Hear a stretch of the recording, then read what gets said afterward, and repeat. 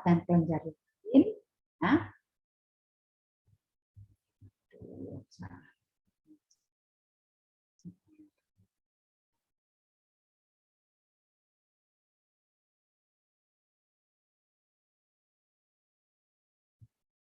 Ya.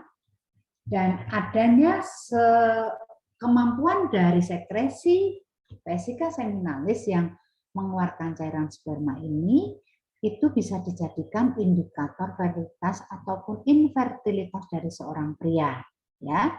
Jadi sebenarnya ketika sepasang suami istri menikah dan kemudian dalam jangka waktu yang lama, beberapa bulan, beberapa tahun istrinya tidak juga mengandung, tidak selalu bahwa permasalahan itu ada pada pihak istri.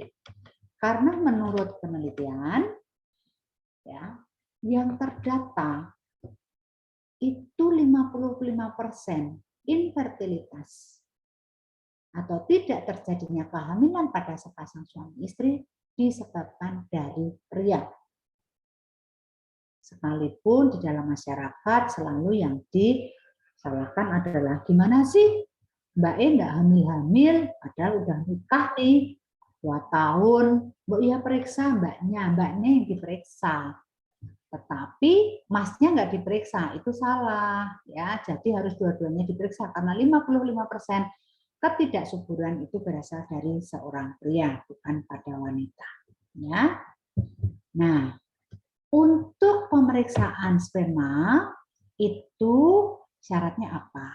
Ya, tentu saja kondisi badan harus cukup sehat dan tidak dalam kondisi yang sedang lelah. Juga tidak lapar, ya. Dia cukup istirahat untuk bisa melakukan pemeriksaan spermatozoanya. Ya, tentu saja pada proses ini harus didahului oleh suatu kondisi yang namanya abstinensia seksual, yaitu tidak ejakulasi dengan cara apapun. Artinya tidak ejakulasi secara mandiri ataupun melalui hubungan suami istri, ya. Dan itu rekomendasinya itu menurut WHO itu 2-7 hari, tetapi rata-rata yang disarankan itu adalah 3-4 hari dia berpuasa untuk tidak mengejakulasikan, ya. Dan pemeriksaan sperma cairan ini juga bisa dikeluarkan melalui proses masturbasi, ya, atau bagi yang sudah menikah bisa dibantu oleh istrinya, dan kemudian harus ditampung pada wadah secara utuh. Semuanya, tidak boleh ada yang kecer-kecer, nyiprat, itu tidak boleh, ya. Dan wadah yang digunakan itu harus gelas yang sudah dicuci bersih dan bebas dari deterjen.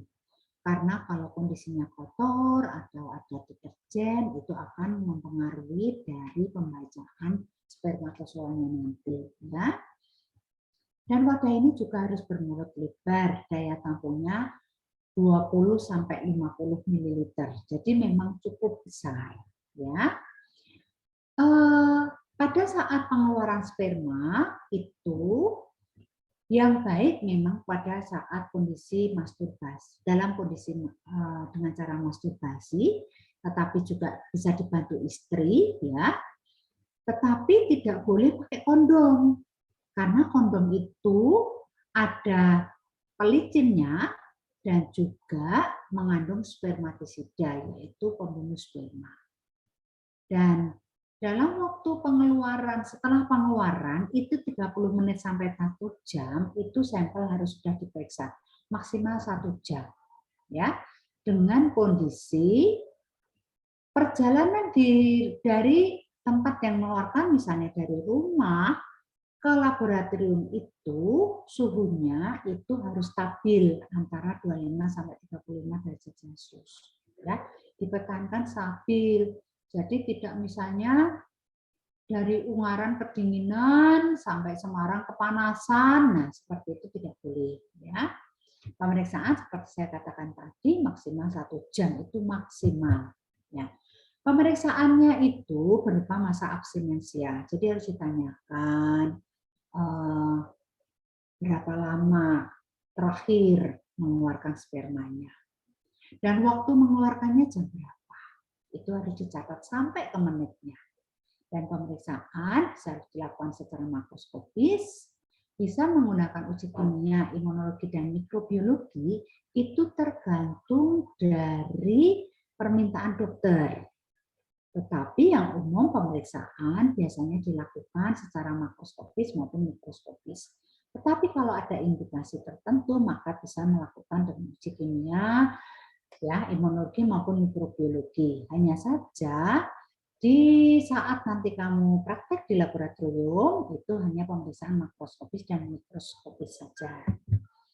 Dan pemeriksaan makroskopis itu apa? Adalah yang pertama melihat adanya likuifaksinya, yaitu dilihat apakah ada gumpalan, ya. Karena pada sperma yang baru itu biasanya dia menggumpal, cukup ada gumpalan. Dan dia akan mencair pada suhu kamar sekitar 15 sampai 20 menit. Jadi kalau dibiarkan gumpalan itu lama-lama dia akan mencair menjadi cairan sperma, ya. Awalnya sangat kental, bisa bergumpal. Nah, kemudian juga dilakukan tentang kekentalannya. Ini dilakukan secara subjektif sih sebenarnya. Karena dengan menyentuh permukaan sperma dengan pipet atau batang pengaduk, ditarik ya ke atas, akan terbentuk benang dengan panjang 3 sampai 5 cm. Ya. Makin panjang benang berarti makin tinggi viskositas atau kekentalannya. Jadi kalau tidak terlalu kental, maka benangnya itu hanya pendek saja. Tetapi kalau dia kental, maka dia akan sangat panjang. Seperti itu. Ya. Normalnya itu hanya kurang dari 2 detik. Semakin kental sperma, maka semakin besar viskositasnya. Nah, sperma dengan jumlah yang terlalu banyak, nanti cairannya sedikit. Ya, jadi kalau viskositasnya itu terlalu banyak, ya, itu cairannya sedikit. Dan biasanya ini merupakan indikasi ada gangguan liquidation-nya, ya, atau ada perubahan komposisi plasma sperma yang bisa juga diakibatkan oleh obat-obatan tertentu. Maka hei para pria yang ada di sindrom ini, jangan sembarangan minum obat ya, karena akan bisa berpengaruh pada kualitas spermatozoa kalian ya. Apalagi kalau orang itu ngedrug gitu ya, minum obat-obat narkoba gitu ya, akan berpengaruh kepada kualitas spermanya. Nah, warna sperma yang normal apa? Warnanya itu putih keruh, seperti air kanji. Kalau kalian seperti air tepung ya, kanji itu tepung kanji itu.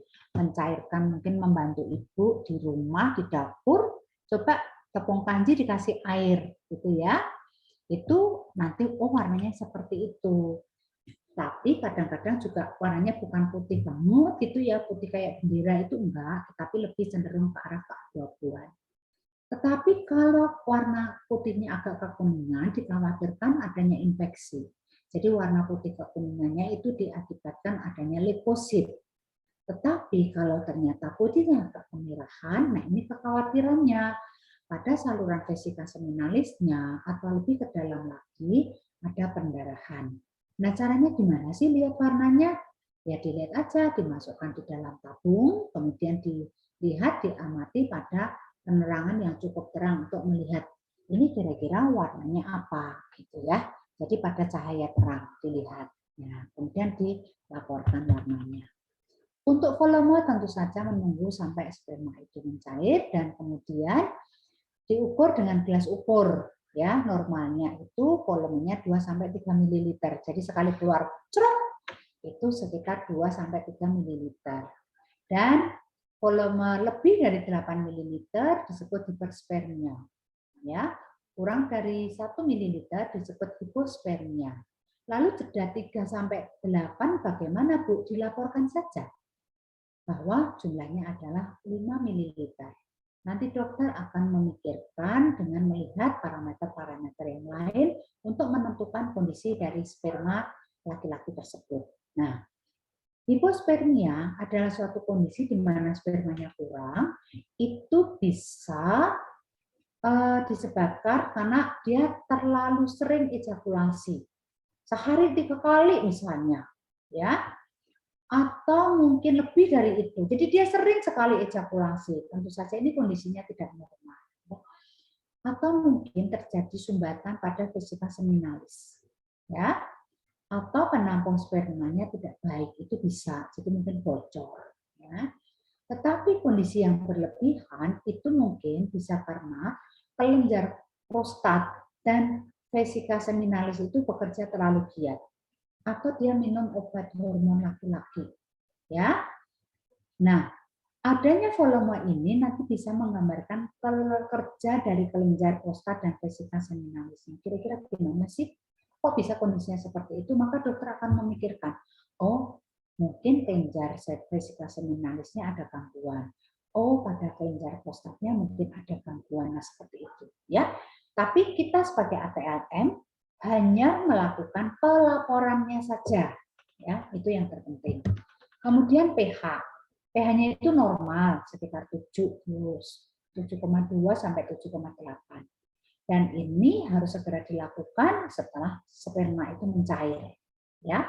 Karena nanti suhu udara akan mempengaruhi dari pH sperma. Jadi begitu dilihat spermanya itu tadinya kental mencair, maka harus segera dilakukan pengukuran pH-nya. Lalu baunya gimana? Baunya itu sebenarnya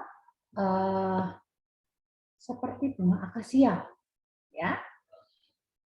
Sekarang saat ini agak susah sih sebenarnya kita menemukan bunga akasia, ya. Kalau dulu zaman saya masih sekolah, kuliah gitu, di sepanjang jalan raya di berbagai wilayah Indonesia itu oleh Kementerian Jalan Raya itu apa ya, perhubungan, ya, itu banyak ditanami pohon peneduh itu pohon akasia, sehingga akan mudah sekali mengidentifikasi bau sperma itu mirip dengan bunga akasia, gitu ya. Jadi sangat khas bunganya. Itu diakibatkan oleh adanya oksidasi spermin, ya, suatu poliamin alifatik yang dipotong oleh kelenjar prostat. Jadi kelenjar prostat inilah yang mengeluarkan bau tersebut, memproduksi bau tersebut.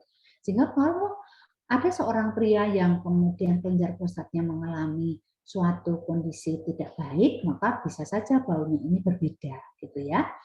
Akan bisa busuk atau amis karena mungkin ada infeksi di dalam vesika seminalis atau mungkin juga kelenjar prostat, ya.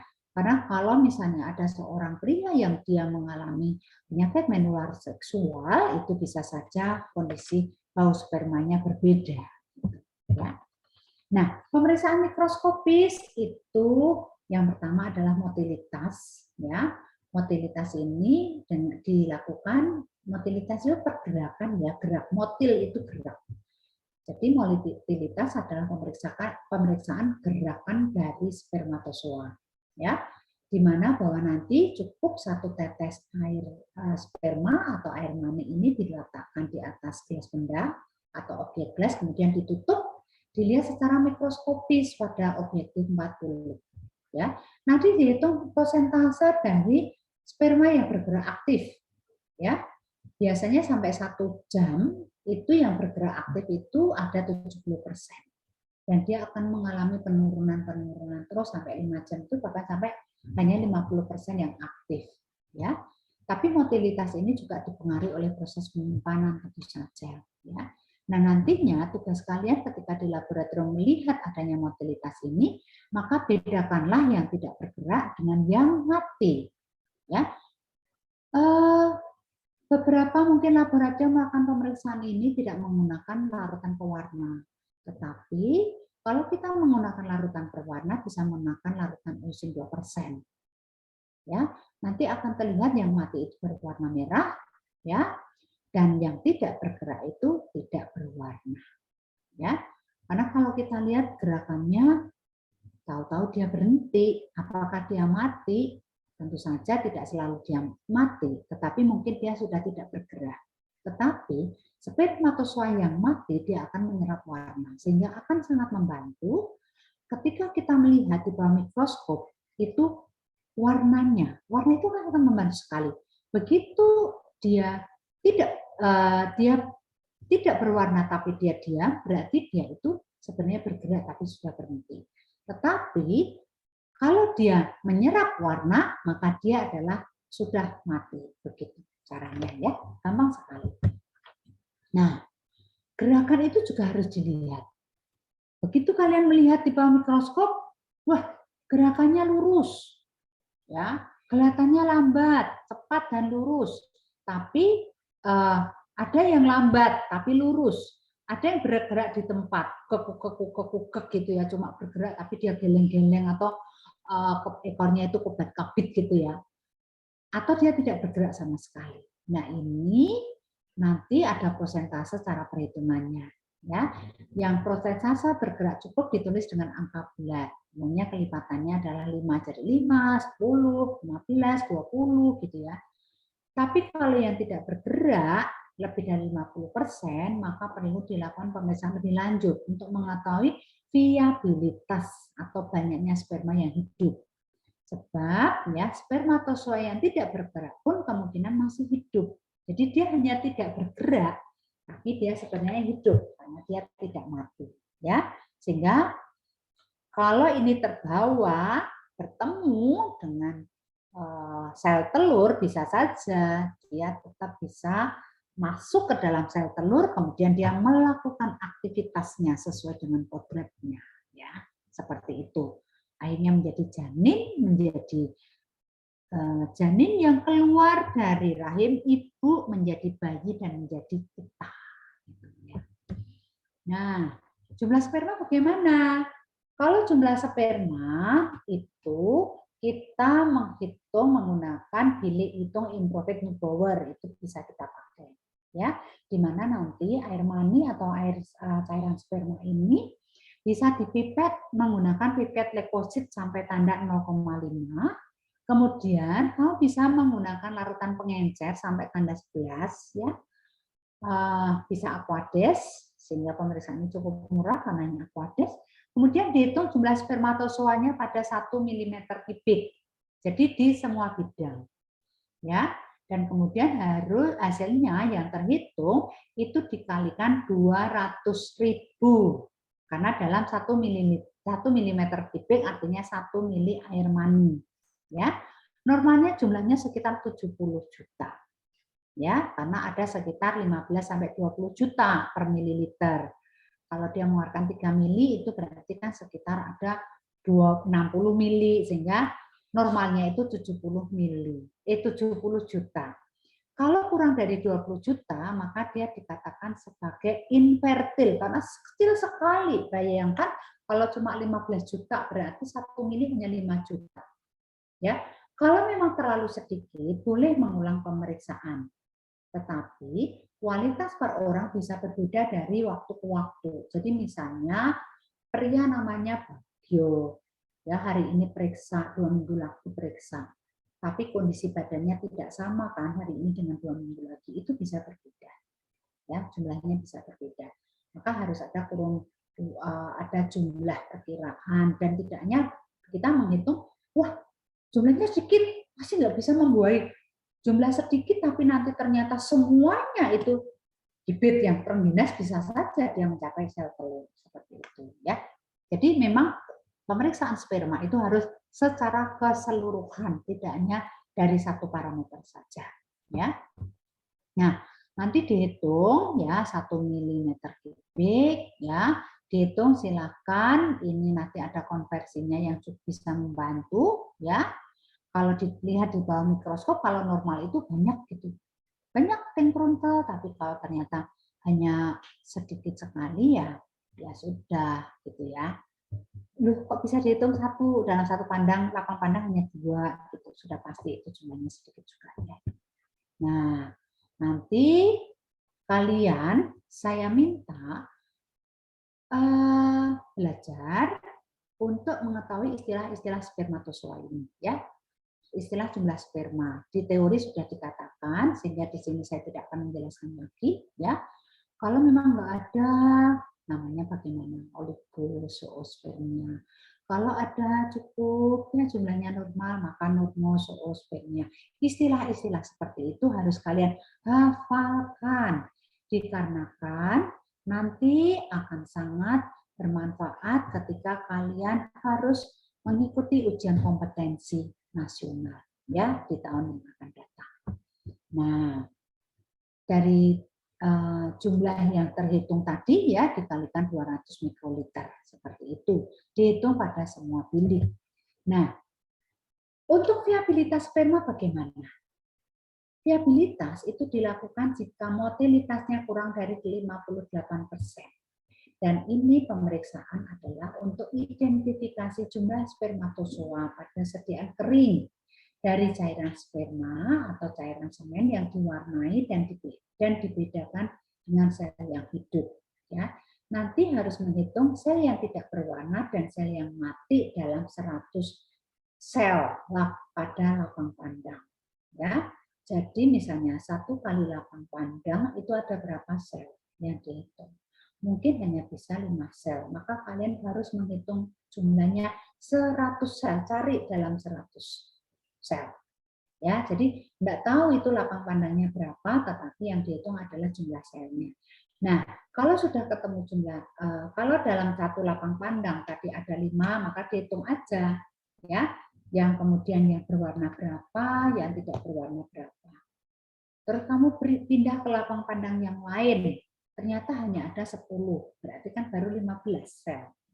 Nanti berpindah lapang pandang seperti itu terus sampai total keseluruhan 100 sel, sehingga ketemu tadi jumlahnya berapa, yang berwarna sama yang tidak berwarna, seperti itu, ya. Karena yang tidak berwarna itu pasti dia adalah yang mati, ya.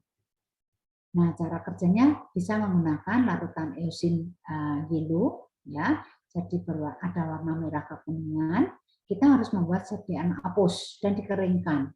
Dikering udarakan, kemudian diamati, ditentukan pada 100 spermatozoa tidak berwarna. Ya, normalnya kurang dari 20 adalah bentuk sel yang tidak berwarna atau yang abnormal.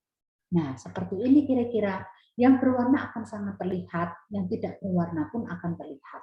Ya, tentu saja ini harus menggunakan cairan pewarna, karena cairan pewarna inilah yang akan membantu benar-benar berapa sih sebenarnya spermatozoa yang mati. Gitu.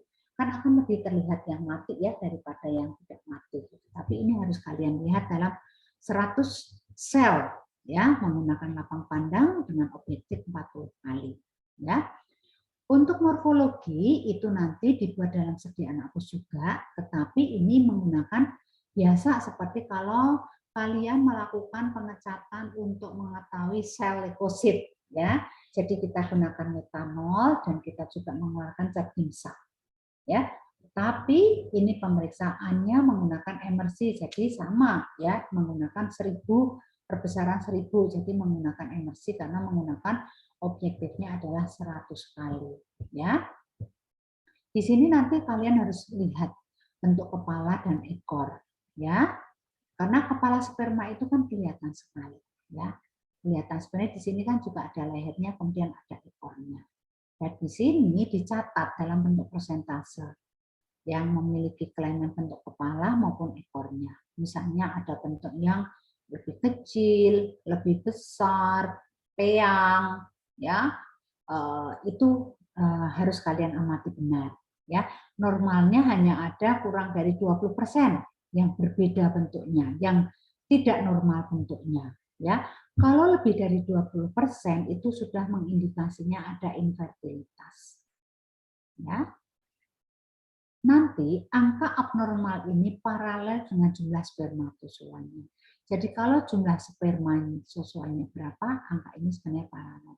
Dan laporkan bila terjadi jumlah leukosit yang berlebihan. Nanti kalau di situ kan akan kelihatan kalau ada leukosit, ya. Leukosit selnya bundar, ya, meskipun tidak bulat, kemudian ada mungkin terlihat morfologinya, ada nukleusnya seperti itu, ya, ada granulanya, nah itu adalah leukosit.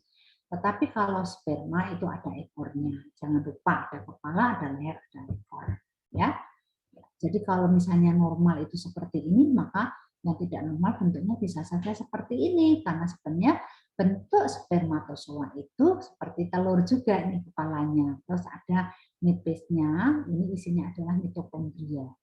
Ya, dari manakah bentuk fisik kita? Halo, ya, aku lagi ngajar nih. Nanti tak telepon balik aja.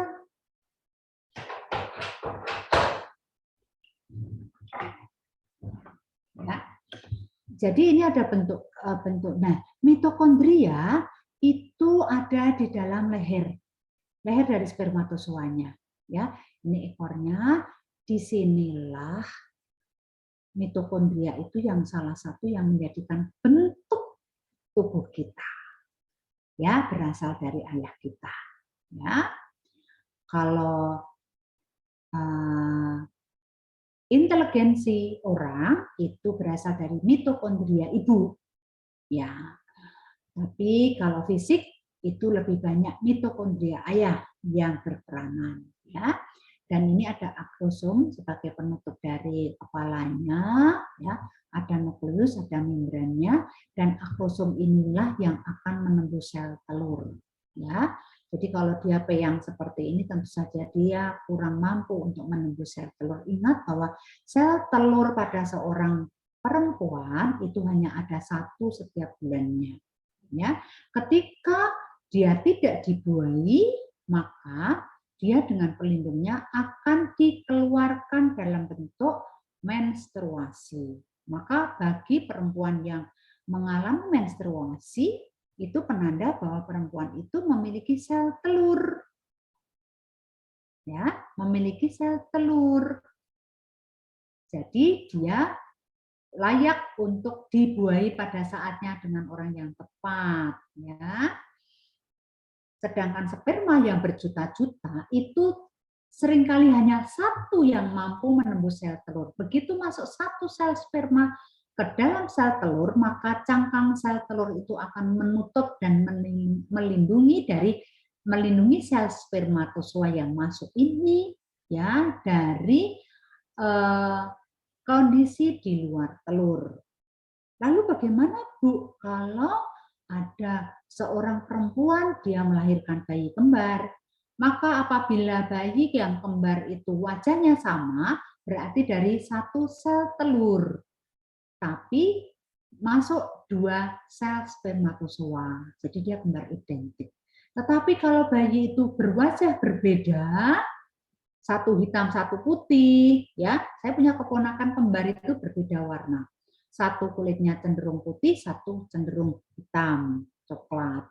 Kalau yang putih rambutnya lurus, yang kecoklatan rambutnya bergelombang. Sehingga kalau orang ketemu dikiranya dia tidak kembar. Padahal dia kembar karena hanya selisih 3 menit. Ya. Karena apa? Karena ternyata si ibu ya itu memproduksi 2 sel telur yang seluruhnya dibuahi oleh masing-masing sel sperma. Maka dia menjadi kembar berbeda telur. Tidak selalu berwajah sama. Tapi kalau berwajah sama, sangat identik, maka dia adalah 1 telur dengan 2 spermatozoa. Begitu, ya. Nah, ini adalah bentuk dari sel spermatozoa yang mana bentuk-bentuk ini ada bermacam-macam nama. Dan ini harus dihafalkan. Sama, kalian juga harus menghafalkan bentuk dari parasit, cacing, telurnya, ya. Tapi juga harus menghafal dari bentuk spermatozoa ini. Lucu-lucu ya. Ini yang normal seperti ini nih buntutnya, tapi ada yang pendek, ada yang double, ada yang patah, ada yang bawahnya itu melungker, tapi ada juga yang melengkung-melengkung. Ini tidak punya kemampuan. Kalau seperti ini, dia tidak cukup punya kemampuan untuk bergerak maju dengan kencang menuju sel telur. Gimana kalau ternyata dia pusing mengkleng gitu, bentuk kepalanya, gimana caranya nembus, nggak bisa, ya. Gitu. Ternyata ini lebih besar nih akrosomnya, separuh sendiri, nggak bisa. Atau dia nggak agak peyang gitu ya, atau mungkin nggak simetris gitu, ya seperti ini lihat, ya. Kepalanya juga, ya. Ini kalian bisa perhatikan gimana kalau kepalanya nggak berbentuk. Nah, lucu ya, nggak bisa gitu. Ini juga Bu, ini kan lancip bisa nembus, ya nembus, tapi dia tidak bisa melakukan, isinya nggak cukup untuk kemudian menjadi kebutuhan sel telur untuk bermitosis, ya membelah ya untuk menjadi organ-organ di dalam tubuh. Ya. Nah ini ya, nanti pemeriksaan ini bisa kalian lihat seperti ini ya, dengan menggunakan metode pewarnaan biomsa kan kelihatan banget ya, kelihatan banget ya. Apalagi kalau 1000 berbahasa 1000 kali pasti kelihatan. Ini ya, bagus sekali nanti ya. Jadi untuk para laki-laki yang di kelas ini, besok kalau pas kita praktek spermatozoa, sperma ya, kalian boleh menjadi probandus ya. Tapi jangan melalui kondom, tapi dikeluarkan ejakulasi biasa gitu ya.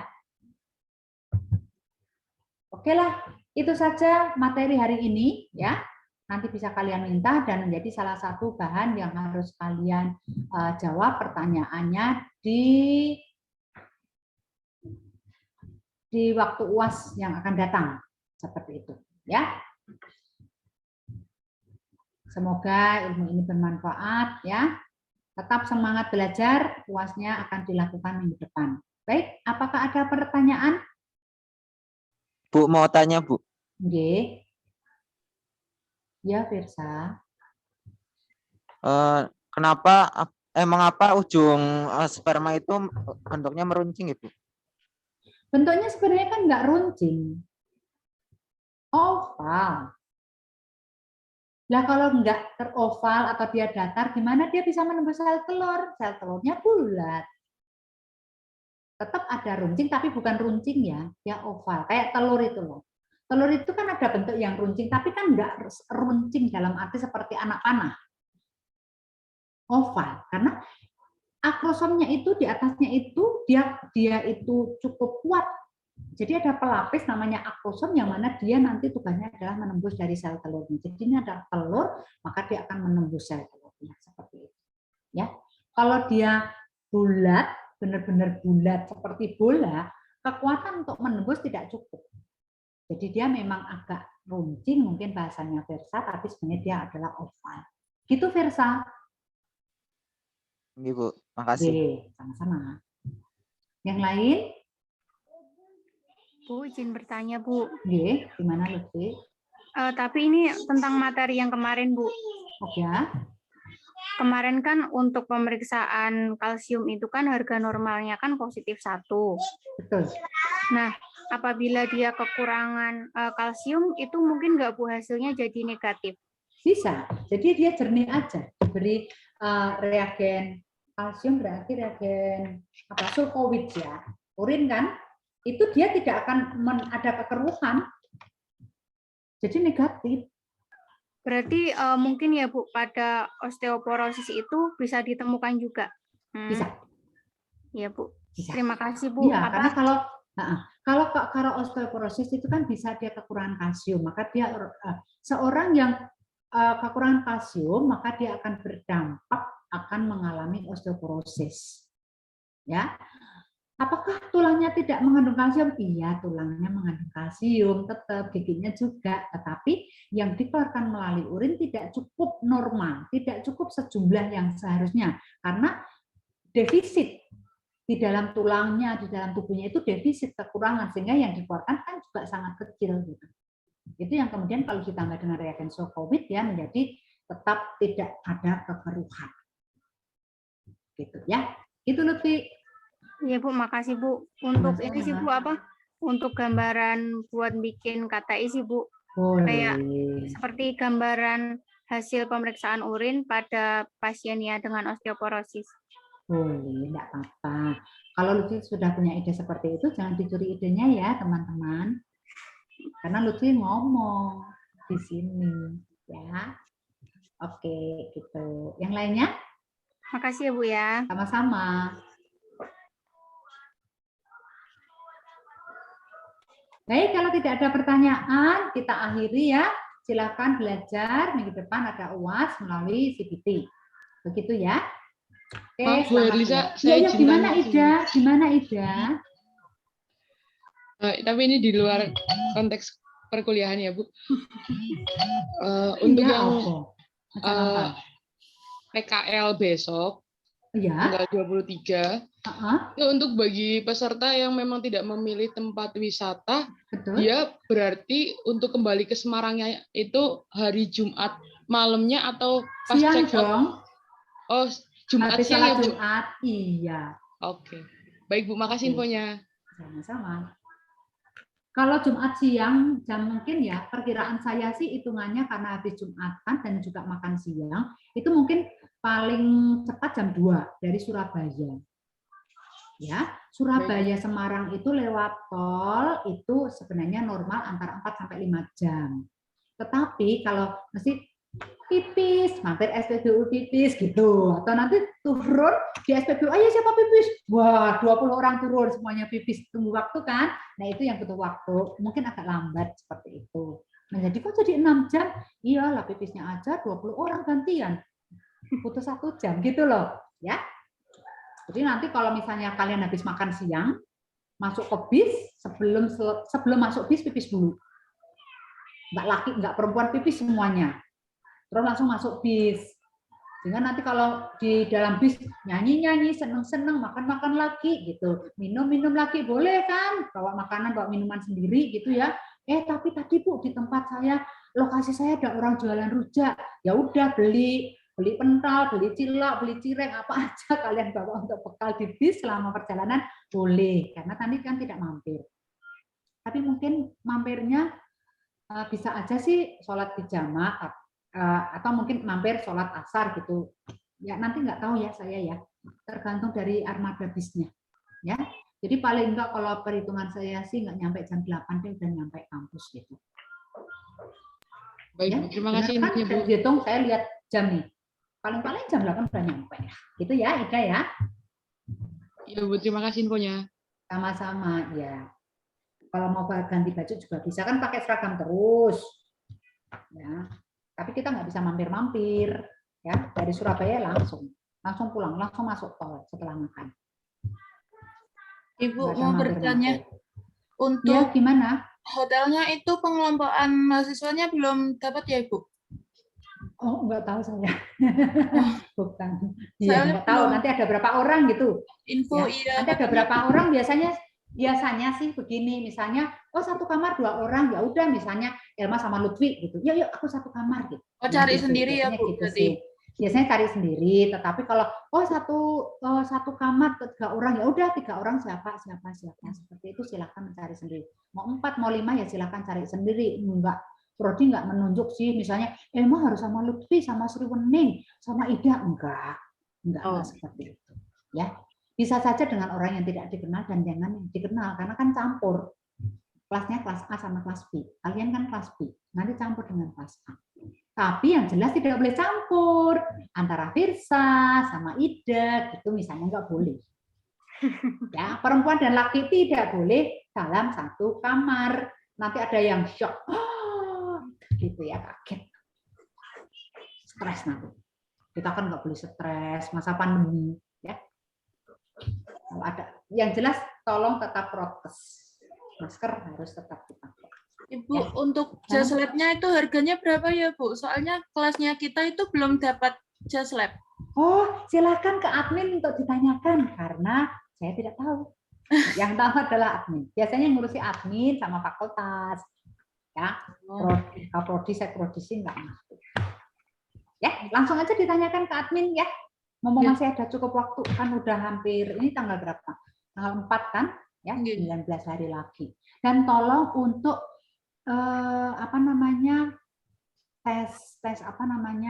tes swab-nya tolong benar-benar tepat waktu sesuai yang dibagi oleh admin. Apa sudah dibagi? Sampun. Sudah, Bu. Nah, kalau sudah dibagi tolong tepati waktunya. ya, supaya tidak terlambat. Karena harapan kita, kenapa kalau kita berangkatnya habis sholat asar, supaya kalian cukup istirahat sesampai di Surabaya. Masih cukup istirahat, nggak terlalu capek. Bayangkan kalau sampai Surabaya jam 3 pagi, beliang loh, ya kan? Mending malam hari. Jadi bisa tidur nyenyak dulu sebelum nanti subuh bangun, yang ibadah sholat, habis itu mandi, siap-siap ke bis, dan semuanya harus on time. Jadi kalau jam 6 berkumpul, sudah masuk bis perjalanan, itu benar-benar harus dipatuhi.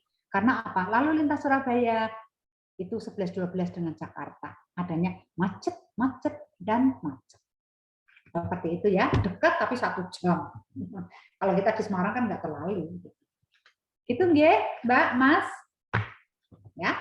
Baik, saya akhiri pertemuan pada siang hari ini ya. Terima kasih sudah mendengarkan Bu Lisa selama ini. Mudah-mudahan ilmu yang diberikan ada manfaatnya untuk kita semuanya, dan kalau ada tutur kata yang kurang berkenan mohon dimaafkan. Saya akhiri. Wassalamualaikum warahmatullahi wabarakatuh. Selamat siang dan sampai berjumpa di lain kesempatan.